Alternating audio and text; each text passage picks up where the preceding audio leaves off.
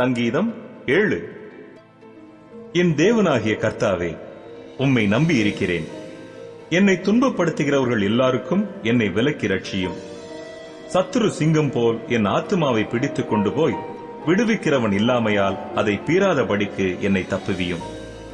என் தேவனாகிய கர்த்தாவே, நான் இதை செய்ததும் என் கைகளில் நியாயக்கேடு இருக்கிறதும், என்னோட சமாதானமாயிருந்தவனுக்கு நான் தீமை செய்ததும், காரணமில்லாமல் எனக்கு சத்துருவானவனை நான் கொள்ளையிட்டதும் உண்டானால், பகைஞன் என் ஆத்துமாவை தொடர்ந்து பிடித்து என் பிராணனை தரையிலே தள்ளி மிதித்து என் மகிமையை தூளிலே தாழ்த்த கடவன்.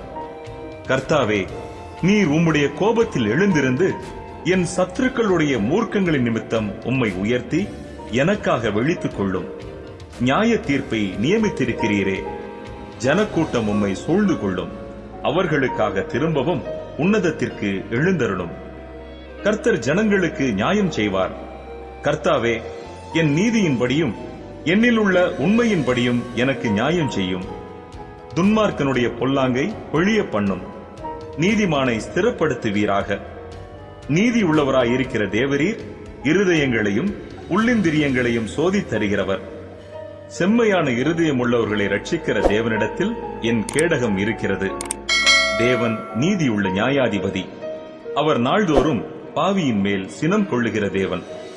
அவன் மனம் திரும்பாவிட்டால் அவர் தம்முடைய பட்டயத்தை கருக்காக்குவார். அவர் தம்முடைய வில்லை நாணேற்றி அதை ஆயத்தப்படுத்தி இருக்கிறார். அவனுக்கு மரண ஆயுதங்களை ஆயத்தம் பண்ணினார். தம்முடைய அம்புகளை அக்கினி அம்புகள் ஆக்கினார். இதோ, அவன் அக்கிரமத்தை பெற கற்ப வேதனைப்படுகிறான். தீவினையை கற்பந்தரித்து பொய்யை பெறுகிறான். குழியை வெட்டி அதை ஆழமாக்கினான். தான் வெட்டின குழியில் தானே விழுந்தான்.